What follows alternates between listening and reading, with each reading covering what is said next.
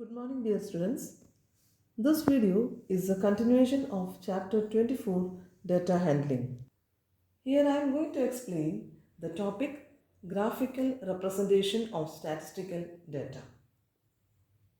You have studied how to calculate the different types of averages such as arithmetic mean, median, and mode.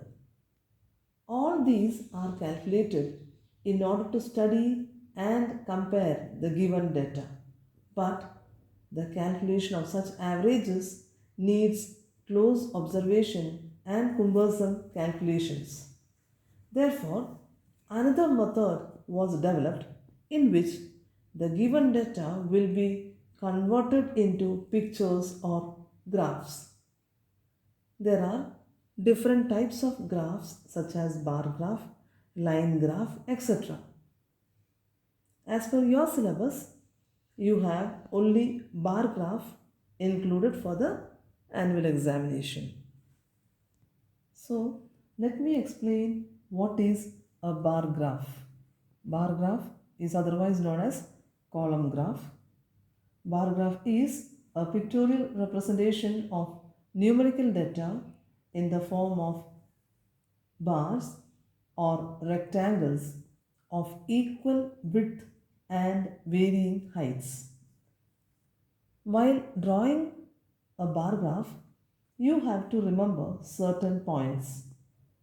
The first point is that you need to see that the distance between the bars is uniform or the same. That means the bars are the rectangular boxes which you are drawing in a bar graph.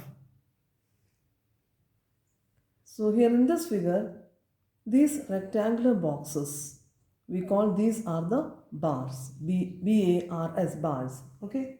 Now these bars should be of equidistance, which means the distance between each and every bar should be the same, or else the distance should be uniform.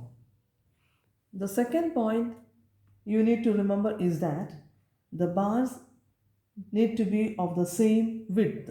You can see here these bars are all of the same width, or else the breadth of these rectangles is the same.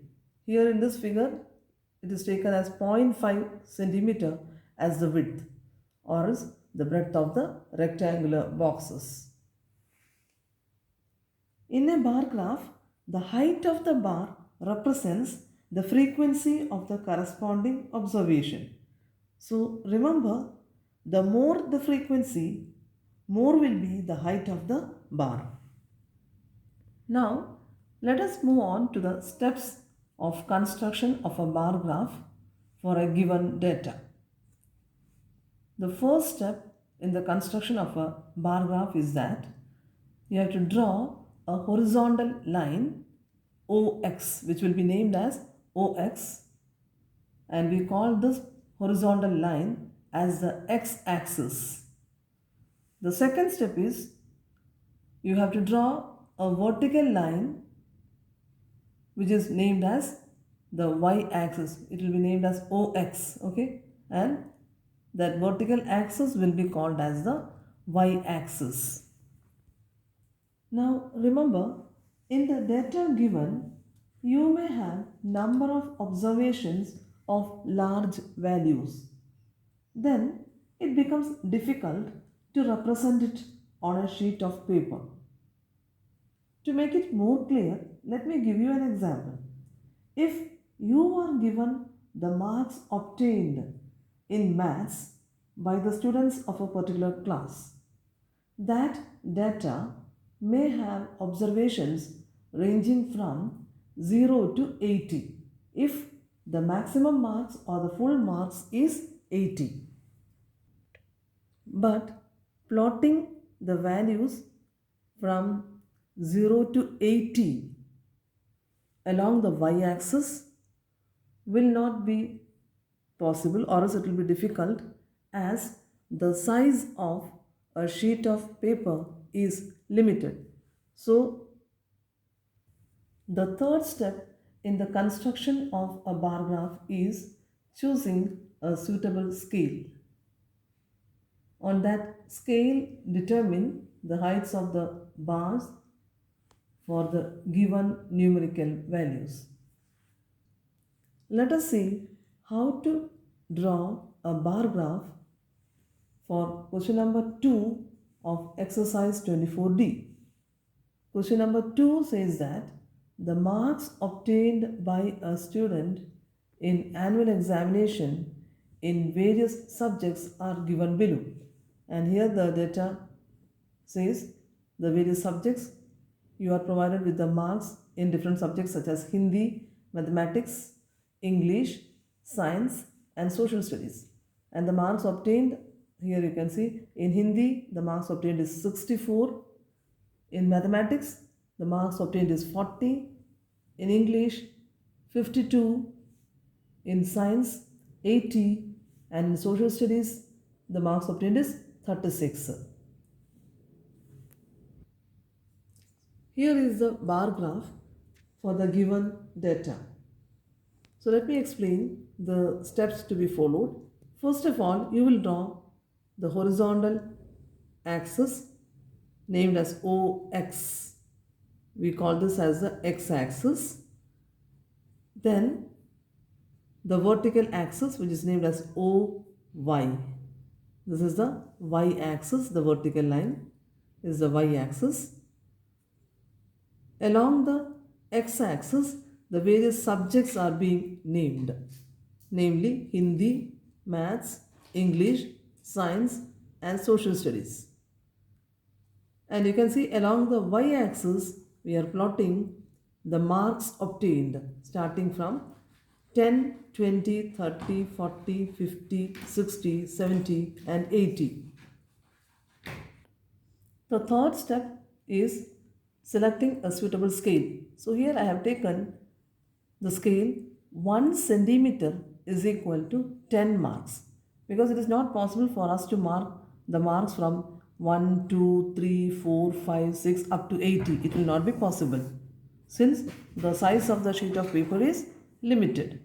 Therefore, we have selected a suitable scale which is 1 centimeter is equal to 10 marks. So in that case, this 1 centimeter boxes you can see in which each millimeter, 10 millimeters is equal to 1 centimeter. That means here inside these boxes you can see the light lines, the small segments. Each small segment will represent 1 millimeter and 1 millimeter will be equal to 1 mark. If so, 1 centimeter, which comprises of 10 millimeters, will represent 10 marks. Therefore, I have written the scale 1 centimeter is equal to 10 marks. The next step is marking of the heights parallel to the y-axis from the points taken for each subject. You have to mark off the height of the bar according to the marks obtained in each subject. For example, in the given data, the marks obtained in the subject Hindi, or in Hindi, the marks obtained is 64. So you can see here, this dark line is for 60. Then after that, count each small segments, that is the minor lines shown here, or as the lighter lines. Count 4 light lines which are shown here and then mark the height up to this. This will be the height of the bar which represents the marks obtained in Hindi. In the same manner, next subject Maths, the marks obtained is 40. So you have marked off the height of the bar for Maths just parallel to the y-axis up to 40. The third subject English, the marks obtained in English is, you can see here, parallel to the y-axis up to here it is 50. Then 2 lighter lines are being counted and taken, which means the marks obtained in English is how much? 52, isn't it? The marks obtained in English is 52. And in science, the marks obtained is 80. In social studies, the marks obtained is 36.